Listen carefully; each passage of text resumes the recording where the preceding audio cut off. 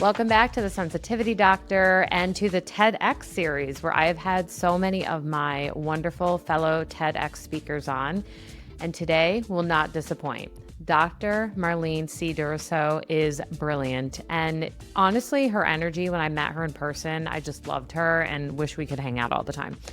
But the thing I love about this conversation is we're taking a topic, resilience, which is talked about a lot, and kind of flipping the script a little bit. We're looking at resilience fatigue, which is actually what happens when you get this idea of resilience as being something that always leads to doing, productivity, not needing help, sticking to something, pushing through, when in actuality, you're just on a fast track to burnout. There were a couple really key things, as she said today, that I plan on integrating into my own life, my own dinner table, and my own family. So listen in closely to where my aha moments were and share with me what yours were. I'd love to hear from you. I hope you enjoyed the episode. Well, we're here to talk about resilience, which I feel like what you just did last night was actually part of growing that. So before we Absolutely. dive into that, though, can you tell people not only just a little smattering of who you are, because I'm going to tell them all about it when they pop onto the episode, but Right. why you care about this topic so much? A little bit about me. My name is Dr. Marline C. Duroseau, and one of my titles includes resilience expert. Hmm. And, beyond that, I'm also a TEDx speaker, author, leadership executive. I currently occupy a chief financial officer role in my day job, so to speak. But I'm also a entrepreneur, and I just founded a nonprofit as well, all in the works of, you know, moving my mission forward to help other women and all of the disruption that they face day in and day out, and trying to help them figure out how to get through that. And resilience is so important to me because I had to learn, and it's my goal to teach and help teach other women and the youth too, because we'll talk about that another time. But the youth, it's also important because there's always going to be disruption in your life. Yeah. Sometimes disruption is good, sometimes disruption is bad, sometimes disruption is just, it just is. So at that point, what do you do? Do you crumble and ignore it? Do you let it bring you down? Do you try to go above it? And then when you do that, how long do you do that for? Right? Mm. You Because mean there's like how also long do you let it bring you down? Is that what you're saying? Yes, yes, right. Either how long do you let Yeah. it bring you down, or how long do you put the mask on in the hopes of not letting it consume you? So you're Right. walking around with this mask. So how long do you do that for? Because there's two sides of dealing with disruption, right? Some people deal with it and you never know because they don't show you. The mask is on. And some Right. people deal with it where every time you see them, they're defeated. They don't know what to do, how to be, Right. and Okay. yeah, yeah. So it's like, how long do you let either one get to you? Because at that point, the real you is not there, right? The real you that Yeah. still wants to do other things, the real you that still wants to show up authentically, the real you that wants to maybe be there for others, but you can't because you're dealing with your own thing. So I think it's just important to talk about resilience because we have to find that healthy way to navigate it, because it will include a lot of what we're talking about, right? Putting the mask on because, maybe for 4 hours a day, you have to show up in this capacity. So you can't Right. let that disruption bring you down. But then the other 4 hours of the day, you want to be able to take in and acknowledge and accept what's happening so that you can truly heal and move on. Because sometimes we have unhealed things that we're dealing with and unresolved.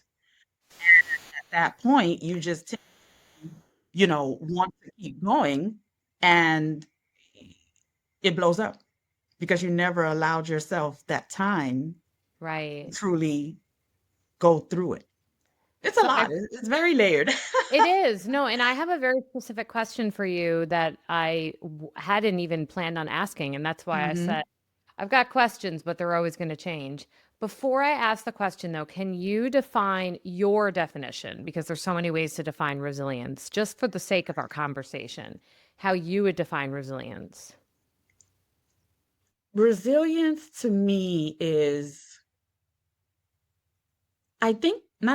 resilience, at least for me, it really helps shape who you are. Resilience allows you to remember and to know that in spite of what you're going through, you can still show up and be you.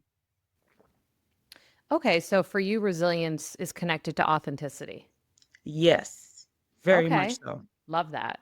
Okay, good. So for the sake of the conversation today, we're talking about not stick to itiveness or perseverance or pushing through. We're talking about how do you show up, but as yourself. Correct. Awesome. Correct. Okay. So that really plays well into what you were just saying. I'm so intrigued by it too, because this podcast is really specially designed for people who wear a lot of masks. Mm, You know, people who are highly sensitive or have ADHD or autism or different forms of neurodiversity, trauma, like we all mask to a degree. right.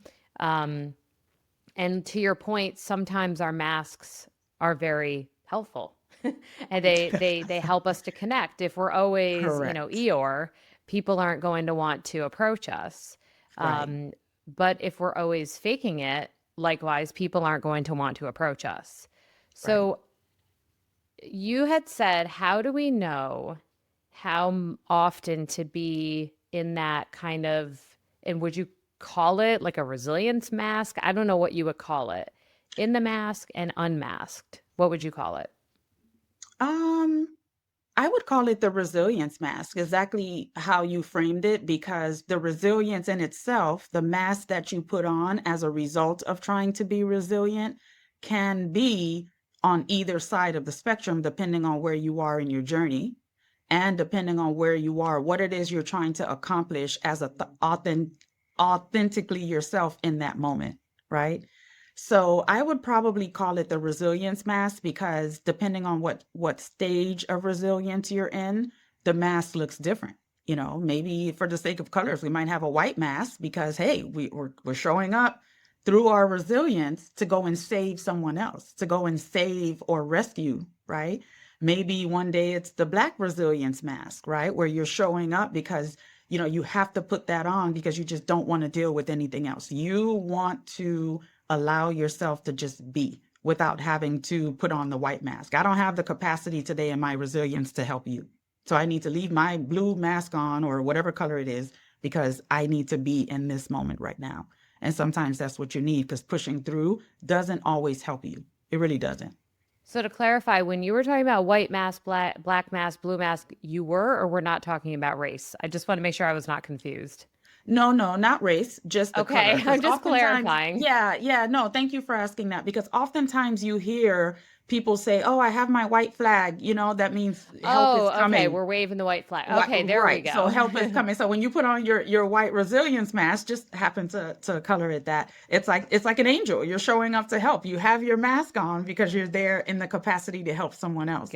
But let's Gotcha. say you Okay. have your black mask, it's like you're hiding, right? Or let's Like call it a blue a mask, shadow like a mask. shadow. Exactly. Okay. Exactly. And Okay. sometimes you need that because people may be wanting to come to you for whatever it is. And in that moment, they see the black mask and they're like, nope, Amelia can't do it today because there's just no way. Because if you are ready or able to be in the black mask, but everybody expects you to be in the white one, what type of value are you adding in that white mask when that's not your, you know, authentic color that day? You understand what I'm saying? So I I do, don't know. almost like a Hmm. temperature check. Yes. So what do you Yes. think happens if, let's say, and I'm going to, if it's okay, I'm going to frame it as like the Sure. shadow mask and savior mask. I don't Yes, know if that's that fine. That works. works. Listen, we're Um, creating we're yeah, creating we're frameworks just and all we're kinds of copying things it off here. like right as we go. Welcome to the Exactly. TEDx series. Right. So where ideas are formed in real time. In real Um, time. in real time, except for this is pre-recorded. But but anyways, I'm curious how you think, and this actually plays really well into my conversation I had with Dr. Amna about perfectionism and not Yes. expecting each other to do it all, and kind of Right. the notion of like the superwoman or the male savior that's always there to like Mm. lift boulders off you or whatever. Um, Right. like, what do we do if I say today I am wearing my shadow mask or I'm wearing my I need help mask. Like I am not going to wear my resilience mask today, Right. basically. I'm saying I just can't. And actually I have this happen sometimes when I come home from work because Yeah. when I'm not doing this, I am counseling kind of Yes. kind of nonstop. I'll do these marathon days where I'll see 7 to 8 clients. Yes, anyone who's a therapist who just heard that is probably thinking that's not a good idea, but it's the way my schedule works. And Yes. I'll come home and I'm just like, I do it all the time. Actually, I'm thinking about it. My family makes fun of me. I'll be sitting at the table, we'll be Mhm. eating dinner, and I'll say, okay, guys, tonight is like one of those nights where after dinner, I just need to go lay on a couch for a couple Right. minutes because I start to feel tired as I'm sitting there relaxing. And almost every single time, and no one else expects me to do this. It's just like autopilot. The meal Right. is over. I get up and I automatically go to the kitchen, start cleaning, making kids' lunches. Like almost forget that I had told myself, I'm not going to wear my resilience mask. I'm going to go rest. Right.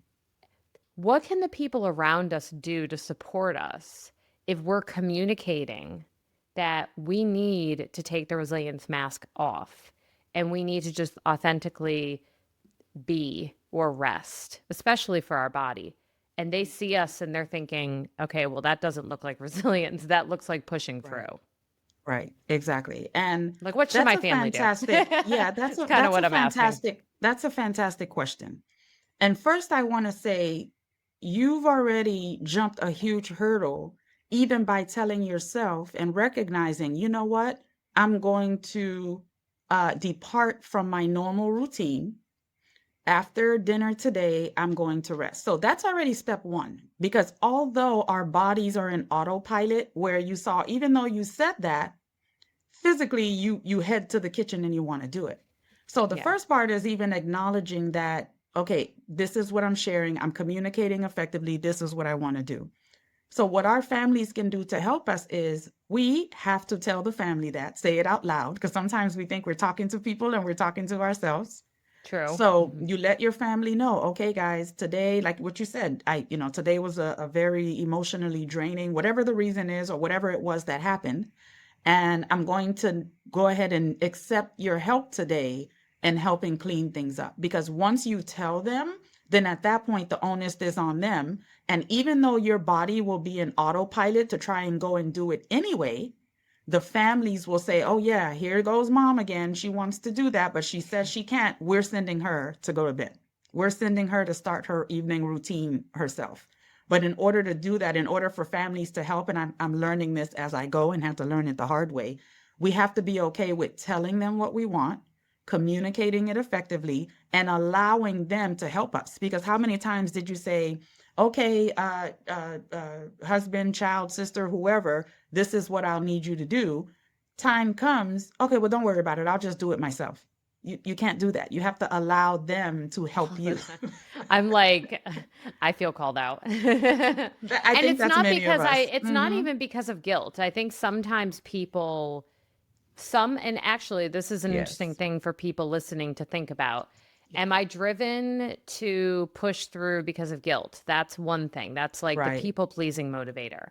Am I driven to push through because of habit or because I just think I can do it? I think that's Right. kind of where I fall, where oh, it'll go quicker if I just help. Like it's kind Right. of that energy. I don't feel like I'm being pressured to do it, but Right. I'm very kind of efficiency minded and it's like, oh, it'll just go faster if I do it. But I love what you just said. Yes. You said you actually added a layer that I had not. You said I had an emotionally draining day or I'm going to go rest on the couch and dot dot dot. This is the part I did not say. Right. I am willing to accept your help. Correct. I love that. Can you tell Absolutely. me why you think that part's important? Because that felt important to me. You know, that part is important because from my own experience, let's say the scenario is different where you had that emotionally draining day And before you mention to your family, hey, this is what I want to do this evening because of XYZ. The different scenario is, oh my gosh, I've had this long day. This isn't done. That isn't done. You're literally falling apart. And we Yeah. get irrational. We may start yelling. We may lose our patience. Everything becomes a problem, right? Right.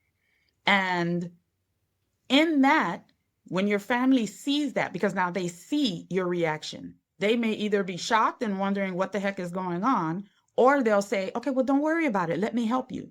And what do? No, no, no, I got it. So I think it's important to acknowledge that we have to accept the help, because sometimes the family, once you tell them and they actually want to follow through and help you, our first mind, like you said, whether it's for guilt or just routine or you being solutions driven, which means you're checking off your checklist, That's totally me. Yeah. right? So at that point, you Virgo just through want to and say, through. I'm an Aries, okay? And Aries are leaders. We like stuff in charge and doing stuff, so we want to have control. And Yeah. because of that, we will not accept the help. So in my Mm. own personal development and in my own, taking a deep look inside to say, okay, I want to do everything just because we can figure out why later. That's another layer to dissect. But you know what? I have to be okay with accepting the help. I can't keep running on this hamster wheel where, yes, Dr. Amelia may be able to help me with this. Yes, Sean may be able to help me with that. Yes, but then I say this, I know it, but not only do I have a problem delegating, when they actually do it, I still want to take it. No, we have to be able to accept the help, because believe it or not, people want to help you, and it shouldn't Right. take for you to have a mental breakdown or close to it for you to feel, because sometimes we do that. Look at that. I talk about it all day and no one does anything. And finally, when I'm about to lose it, that's when everybody wants to be hands on deck. Maybe sometimes that's the case, but that's not Mhm. oftentimes the case. We in our own selves have to be okay with accepting the help. I love that because I mean, I resonate with that in the sense that if I or whoever were consistently receiving help, the extra pile of laundry or the extra thing probably wouldn't feel so depleting because Correct. of accepting help along the way. And Correct. I'm a strong proponent of, in order to change, sometimes we can't expect ourselves to change who we are, to change our behavior. We sometimes need to work with who we are to change our Correct. behavior.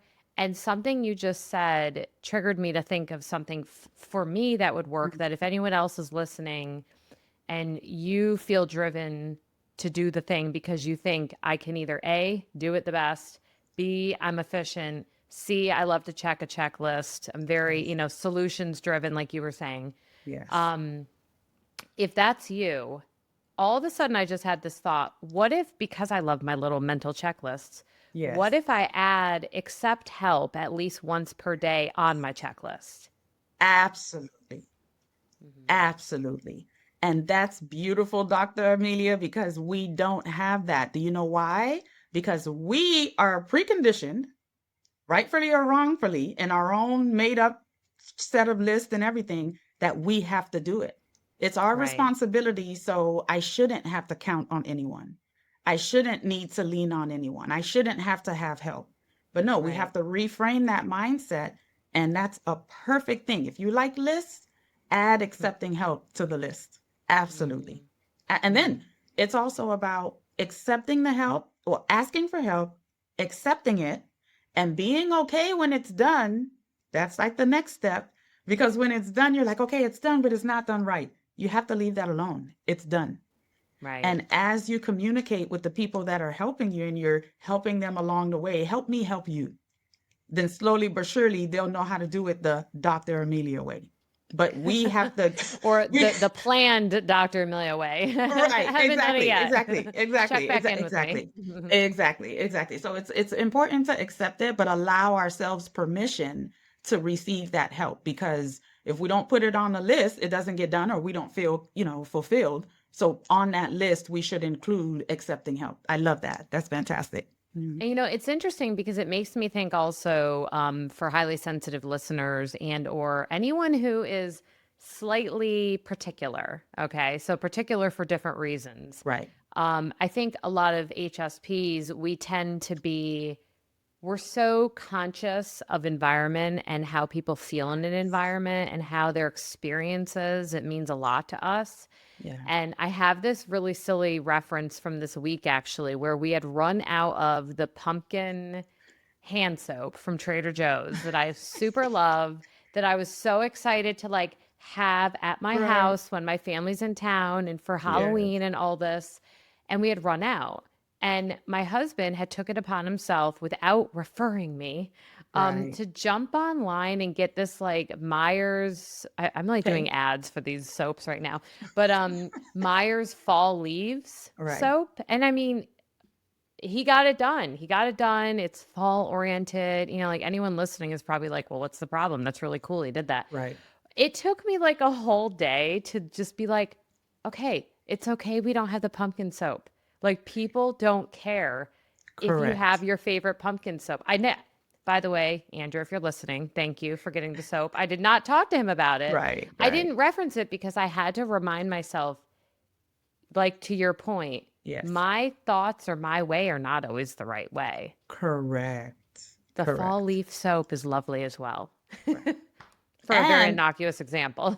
right, and which is a great example. And to add to that, right, it does the same job because No kidding. ultimately, Good point. right, right. So sometimes we have to find those layers of not only does it check off the list, overall, the overarching goal for why you needed the soap, regardless of what type of soap it is, it's going to meet that goal. So it's okay.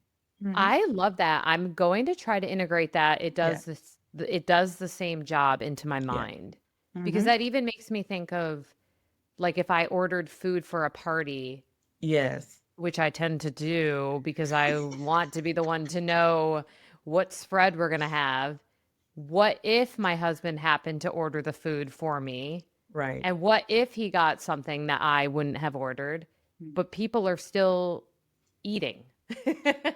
Like it does. And I interact with a lot of my clients struggle with, I have a couple that struggle with obsessive compulsive Right. behaviors, the laundry girl. Right. I don't know why it is with the laundry, like the Yeah. special folding and the particularness with it. Yes. I feel like I have to talk a lot of people, a lot of Right. times women, down off the laundry ledge. Like it's okay if someone doesn't do it the way you do it. Yeah. It is. Receive it. It truly is. And I think the thing about the laundry is that it's such a it's a time consuming task. It's a task that requires strategy, I think.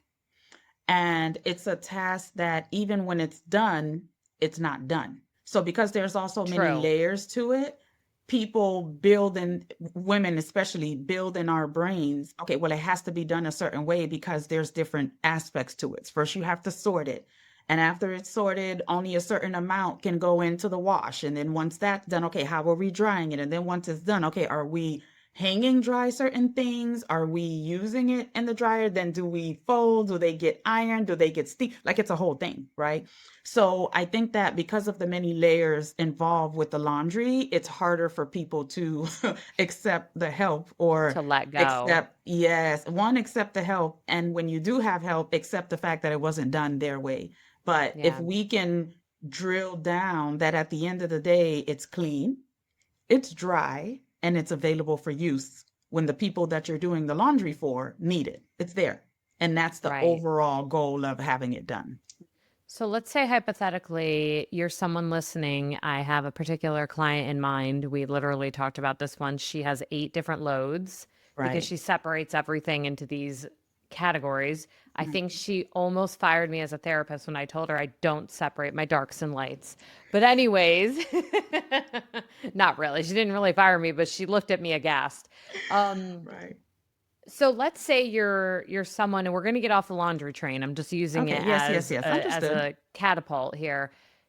You have found yourself in a cycle of trying to push and do, ask for help, not ask for help. You're trying to like navigate this resilience dance, and you have reached fatigue. So what we're Mhm. here today really, touching on is what is Yeah. resilience fatigue?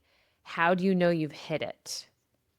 I want Hmm. to, if we can, take a little turn here and define that and really explore that a bit, because I think there's a big connection between people who care a lot, high achievers, highly sensitives, basically Yeah, anyone in the highly category of any area of exactly. life, and Exactly. resilience fatigue. So I'm curious your thoughts on that. Resilience fatigue gets to the point, at least it shows up in my experience, as you just now don't want to do anything. You've shut down because you're tired of feeling like you have to push through. Because when you are constantly pushing through, your body is always on go. You're always on high alert because you're Right, waiting for the next shoe to drop. So it's like, okay, let me at least do this well in front of me in spite of what's going on, because that way I'll be prepared for the next thing that may go wrong. So right, once you get to the point where you're tired of being, and when I say tired, I mean mentally, psychologically, you're tapped out, right? You just don't have it. Or physically, your body, it's you're tense because you're always waiting for the next shoe to drop. So to right. me, that's Vigilant. what, yes, that's what resilience fatigue looks like. Because once it gets to that point and it builds up, that's when people say, you know what, I'm not doing anything. And then at that point, nothing gets done. Absolutely nothing. And that shows up in people in different ways. I have some of my clients that I work with with coaching, that when they get to the point where, because it also shows up as burnout too, once they get to the point where it's like, okay, I just don't have it anymore. I have one mom, she says she locks herself in her room and she makes sure that the doors and the children are safe. And she's like, that's it. I can't, there is no more for me. Right. But in the same time, when that's done, she feels guilty because, yes, she took a little bit of time for herself. But then at the same time, those are the 15, 20, 30 minutes that she feels guilty for not being there for the children. So you get into that cycle of, well, I guess I need to always be resilient because these children need me. Who am I to take this break? But then your body can only do so much, you know? So it's a lot. It's a lot. So that's how I think resilience fatigue, how it shows up, right? You get tense, you're always on alert, you're always waiting for the next shoe to drop. You can never really be just in existence. You're just waiting. It's like waiting for the phone call or waiting for, someone to notify you that something bad just happened, right? So that you can jump in and go rescue. You're going to put your problems Yeah, aside so you can go fix it. You don't take right. into account your own needs and what you want. That becomes very Mhm. draining, you know? I appreciate your definition because it does ride very closely to burnout. Mm-hmm. I think one of the big distinguishing factors between burnout and what you just described as resilience Right. fatigue is that with burnout, some of the key characteristics that I find important, well, first and foremost, is that burnout is not a quick, like, weekend recovery. Once you have hit Correct. burnout, it can take weeks, months, years to recover from burnout. Two, you can burn out in certain categories. So you Mm, can be burnt out in parenting, you can be burnt out in your relationship. Three, it's very common in burnout for you to lose confidence in your abilities and or yes. interest in whatever that thing is. So you might feel disconnected from being a parent. You might feel, disillusioned by your job. You might feel a complete dip in libido with your partner. Those are sometimes really big signs of burnout. The thing I'm hearing you say that's a little nuanced with resilience fatigue, however, is that there's this vigilance, as we were saying, this because resilience in a way, I think it's been misconstrued as action when Right. in reality sometimes it's the lack of action. It's the rest on Correct. the couch instead of running to make the kids lunch. Correct. Hmm. Correct. Absolutely. And, that's where in the beginning of our conversation, I talked about, which side of the spectrum of resilience are you on, right? Are you on the one where no matter what, I have to push through and get it done? Or it's, you know what, I don't have it in me anymore. I can't always be on high alert. I can't always push through. So I'm just going to sit here. So it can definitely vary, for different people for different things. So I agree with you on that. Right. There's a really sweet book, The Highly Sensitive Child's Handbook, and was so lucky to have the author on. And we were talking, and Oh, this that's was, amazing. yeah, this was a while back, and we were talking about resilience in children. And I had Yeah. asked her, how do you help your child? You had mentioned children briefly earlier. Hmm. How do you help your child, for example, get through a tough test or get through a tough course or sport or relationship. And she was saying, the actual act of teaching them resilience is not the necessarily teaching them to push through, as you and I are saying, that's one side of this, but it's showing that you can be safe to struggle and I will hold space for you and I will show Correct. empathy for you.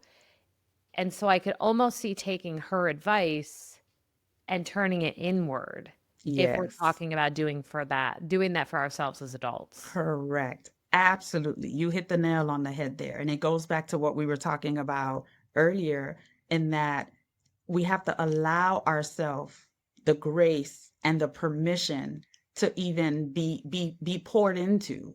Like it's okay. I don't Yes. feel, yes, this may not have gotten done, or yes, I may have a doubt about whatever it is, or yes, I'm lacking a little confidence, but not beating yourself up about feeling that way. We're human. You're gonna have thoughts, you're gonna have different things, but allowing yourself that space to be able to be okay with that. It doesn't mean you suck. It doesn't mean you're a bad person. It doesn't mean any of those negative things, because oftentimes, if the reason why we push through sometimes too is because you don't want to feel like a failure.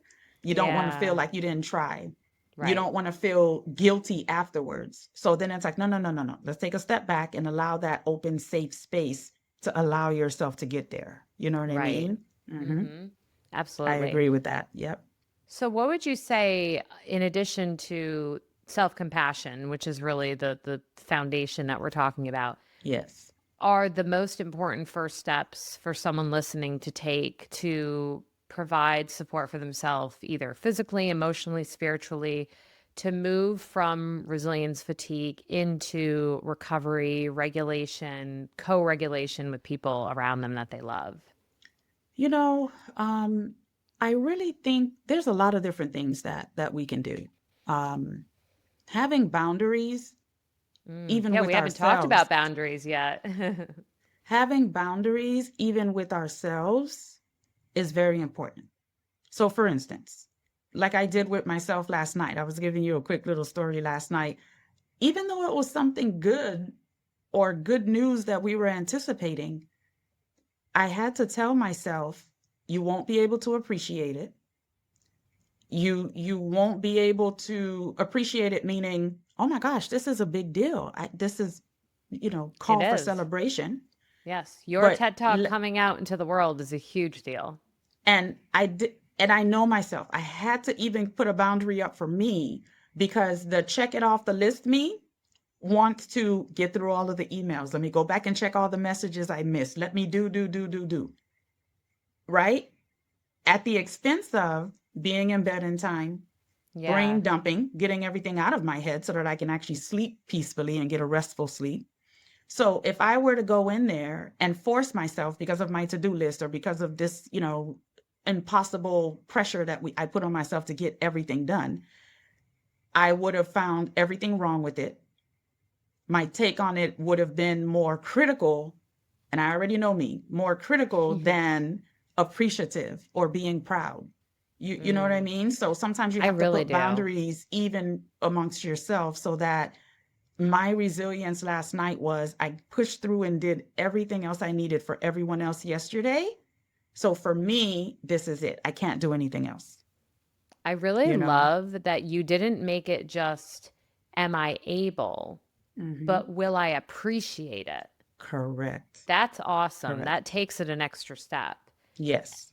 And you were just saying something that I really resonated with when you were talking about being able to shut the brain down, especially people listening who probably, whether it be from whatever form of neurodiversity or trauma they experience, probably also can struggle with shutting their brain down at the end of the Yeah. day. I think just being a human in our Yeah. modern world can make it Yes. difficult at times.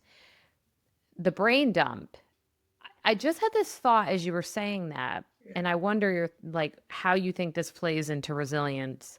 Sometimes I feel like we push through, and I'm thinking in particular ADHDers, Mhm. because we don't trust ourselves to go back and Mm. do the thing if we don't do it right now. Yes. That What can is you a say on, yeah, what can you say on that with regard to resilience? because you don't trust yourself. That's a let's say it's a feeling or a thought that you have, which is Right, driving you to keep all of that in your brain because you don't want to forget, right? Let's keep it right, on that example you gave. Although you feel that and you think that, that's not the case. I had to learn that. I said, if I don't do this now, I won't remember tomorrow. Yeah, you will. Because for some reason, and it's a practice, some reason I have to say, okay, these are the 5 things that I didn't get done last night. Somehow, some way, they're going to circle back tomorrow. Whether right, it's I get a message from someone, whether it's just the universe, whatever it is. And sometimes when you start brain dumping at night, just clear your brain of everything and you make it like a routine and a habit so that you can sleep peacefully. Because if you don't sleep right, peacefully, you're not resting, your body is not rejuvenating right. like it Yes. should. Your brain remembers. So, first thing in the morning, you got your normal routine, go out and do what you need to do. But then the minute you're settled again, whatever was lingering from last night, it'll pop back up in your brain. Oh Now, yeah, let me go back in right. XYZ, like that. I certainly agree for neuronormatives, like people who don't have ADHD. I would say for Yes, anyone listening who has ADHD, um, needing visible cues or right. reminders is super normal and a Yeah, great skill. So if you feel like you can't exactly do that, like have it just kind of arrive back because that's the desire and the hope, right. it seems like part of resilience would be using any help you need. So if that Correct. is you doing the brain dump through writing it and having it Okay. waiting for you to remind you. And I'm happy you said that because remember I said it's a practice. Yeah. So I had to practice doing this brain dump before my brain could say, oh, okay, I see what she's doing. So my Mm, practice in the beginning of doing that involved just a quick note. I always have a notepad and a pen or something next to my bed. And I like to write. So in writing, I just bullet points. Okay, these 5 things weren't done. That was my routine. I think I right. started that. I want to say we're in October. I want to say I started that, Amelia, maybe February or March. Oh, I okay. would So you've been write, doing it even if it's for three a little while. bullets. Yes, Love yes, that. Hmm. because I had to tell myself everything just can't get done in one day. Like, and I had to be okay with that No. because Right. even though you plan your day, it wasn't not done or it didn't not get done, but you know what I'm trying to say, because of something I may have done. It Agreed. didn't get done because something else happened that was maybe out of my control, which required for me to pivot. So to not feel bad, okay, let me write that down, leave it for tomorrow. And trust me, I would go to sleep, Dr. Amelia, and look at the list like, oh, I can't believe I didn't do that. Okay. And it would still weigh on me and I still didn't sleep well. But I had to force myself, make it a routine, write it down. And then I slowly love but that. surely I went from writing because let's say I couldn't or something happened. I took my phone real quick and just typed it in a memo or put it in the calendar for the next day. And you make it short. You don't have to write these long, drawn out No. to do bullet. Doot, doot, doot.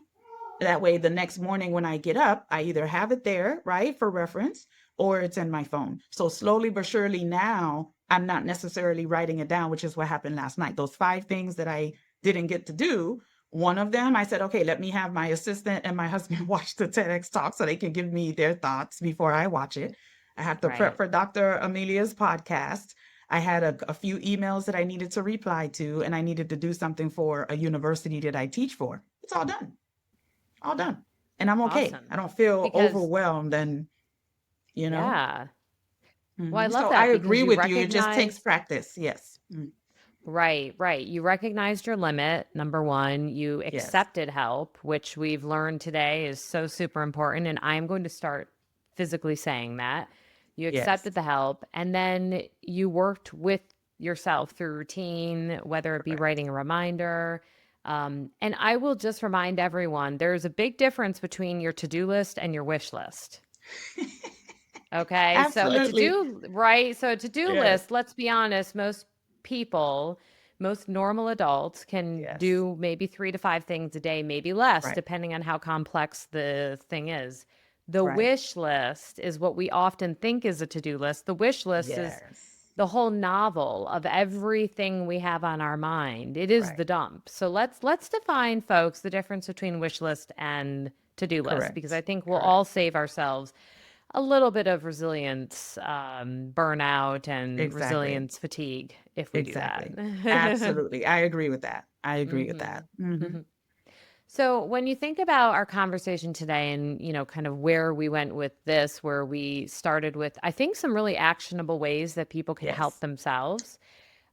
What would you hope just in our world right now, if people could have a different perspective on resilience and really burnout too, is what we're talking about. Right. If you could wave a magic wand and something would be different, what would that be? Hmm. We're a work in progress. We don't have to aim for, try to physically act out or mentally create this illusion of perfection. And I think on our quest to be perfect, and perfection, that's a whole nother conversation, which can be broken down into so many other layers. But for women in particular, a lot of what we do, the goal setting, the checklist, the wish list, that's not a checklist, all the things is because we want to look perfect either in our eyes, in the eyes of our children, in the eyes of whoever we're in community or relationship with. And it's not even about an egotistical perfect. It's more because I'm perfect, everything will be okay. People will like me. They will trust me, right? They will know they can count on me. But it's that same thing that then causes us to be resentful, because when we're constantly thriving to show up as perfect for other people, what do people do? They tend to expect you to be perfect all the time. They tend to Right. expect you to show up like that, and then you now grow resentful. So we have to kind of undo all of that and say, we everything doesn't have to be perfect.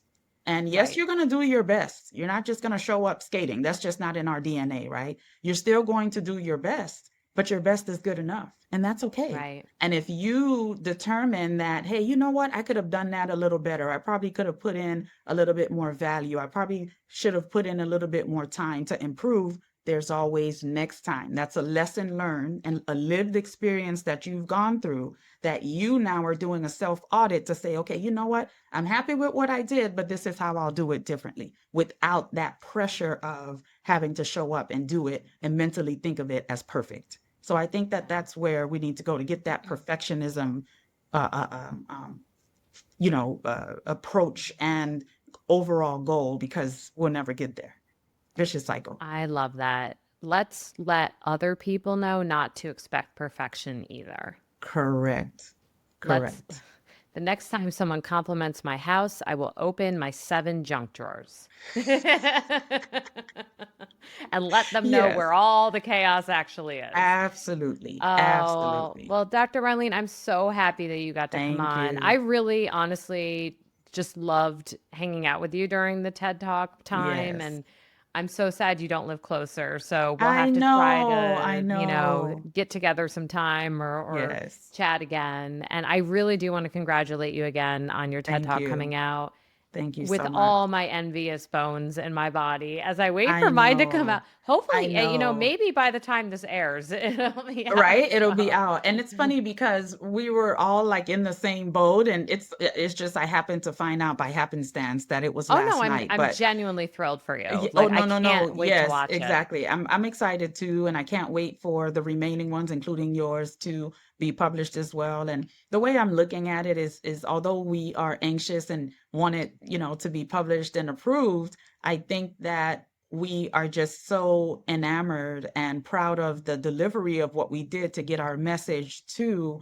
the masses. And I think Yeah. we're just nervous and excited, all the things to get our Right. message out, because I feel that all of our talks were phenomenal.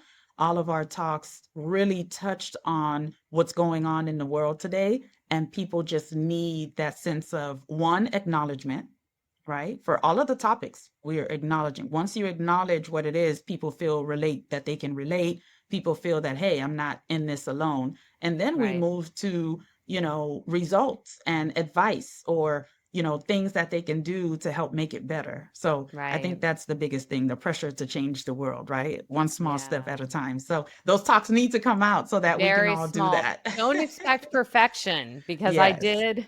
It'll be a Hmm. game. Try to Hmm. watch my face and figure if you watch it instead. Yeah, I guess you would Not watch. if, when. Yes, of course. When you, Yes. not that. I was thinking in a moment, Yeah. for a moment, I was thinking people listen. I was like, no, you do Oh, watch yeah. it. No, you watch So it. this is a Hmm. game for anyone. Okay. Watch my video very closely and try to watch my facial expression for when I realized I forgot the paragraph. And the look of slight Yes. hesitation as I put Right. it back in and scanned the audience to make sure I Right. hadn't repeated myself. It's a Right. game. Right. If you It think you is. know when it was, reach out to me and tell me, but don't put it in the Right. comments. No, I'm just kidding.